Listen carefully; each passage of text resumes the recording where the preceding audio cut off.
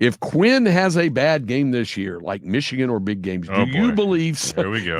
This is going to come. We go. Do you believe Sark will have a shorter leash than he's been since Ewers has been at Texas? There should be no excuses for Quinn this year. None have been offered. He's the guy. No excuses offered. You don't have to offer any excuses. He had a really good year last year. He even working around the injury and was the most outstanding player of the Big 12 Conference Championship game. He performed well. Did you hear the audio from Caleb Williams yesterday? He was on the Pivot podcast with Ryan Clark and Fred Taylor and I think a third guy. But he was talking about how upset and angry he was when he didn't win the starting job over Spencer Rattler.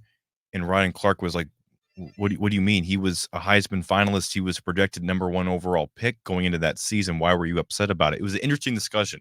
And it reminds me kind of like Arch Manning, because I don't know Arch, so I don't know his mentality or his temperament. And I don't think he's throwing a fit because he wasn't named the starter as a true freshman, unlike Caleb Williams, who was upset he wasn't named the starter over Spencer Rattler at the time. And of course, Quinn and Arch is a lot different conversation, but kind of a fascinating argument because it seems like Arch is just, you know what, I'm going to wait for my time, keep my head down, put the work in. I'm going to not do NIL deals. I'm not going to do interviews and stuff. I'm just going to focus on the football field until I am QB1. He also doesn't have Caleb Williams' dad seems a little bit more crazier than Cooper. Yeah. I think the family, the Manning family, has a firm handle on everything and grasp on it. And I will say this, and I understand the question on the text, and there would be no excuses offered anyway. So, I don't think you have to worry about that. Nobody offers any excuses on that. You either perform or you don't perform. Listen, the quarterback position is a performance-based position, just like anywhere else on the field. But to use the words "has a bad game this year," so one bad game, you completely throw out everything that's happened at this point.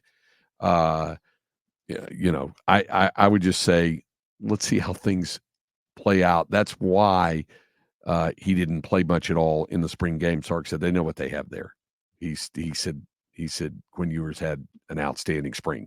The general public didn't get to see that, obviously, because the practices are behind closed doors. And then on the field Saturday, yes, Arch was spot on, looked really good. 355 passing yards, the touchdowns, the 275 yarders. He had all of that. No argument there.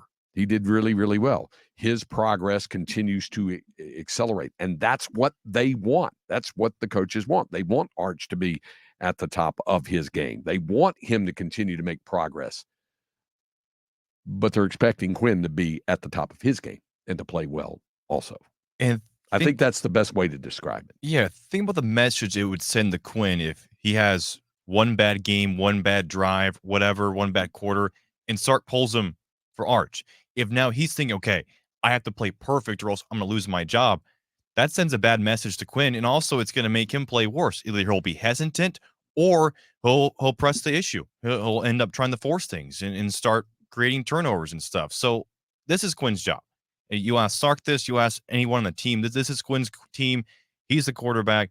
He's QB1, and that's how you get the best out of him. Once you send the message to your quarterbacks that, hey, after one interception, I'm going to pull you. That's awful for your kid's confidence.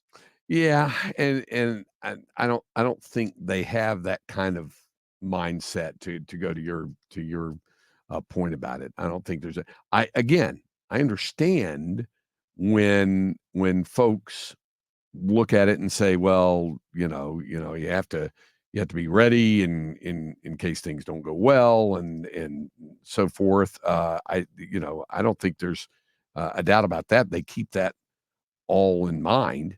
So it is a performance, based industry, no doubt about it.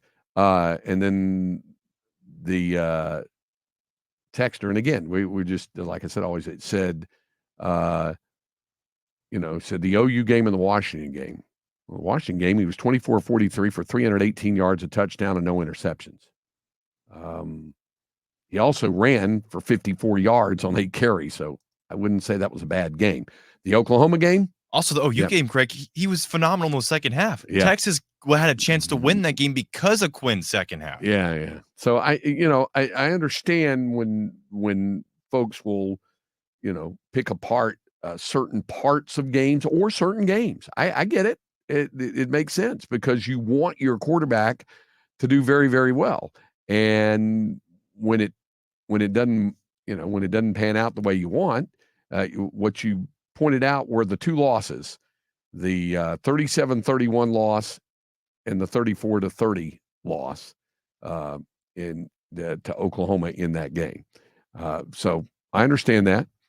He went 31 of 37 for 346 yards and a touchdown. He did have 2 interceptions in the ball game. So that was there. He was also sacked 5 times in the game. So that's it all depends on which side that you're looking at and which total elements. I think you have to look at the totality of everything. And then somebody said, granted, his receivers were off and more alone than me at a junior prom. Talking about Arch. That's a good point. There were some wide open things. There's no doubt about it. Listen, I would just say this. If you're a Longhorn football fan, be really happy with your quarterback room right now. Be really happy with I haven't even mentioned Trey room. Owens yet. No, and he looked really good as an early enrollee freshman. So I would say be really happy with your quarterback room.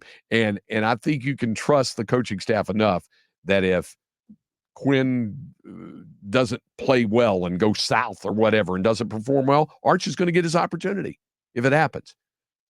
I just don't think that most of the people who follow this program closely and around it are expecting Quinn to have a bad in his third and final year, as he has made steady and direct progress from the first year to this year.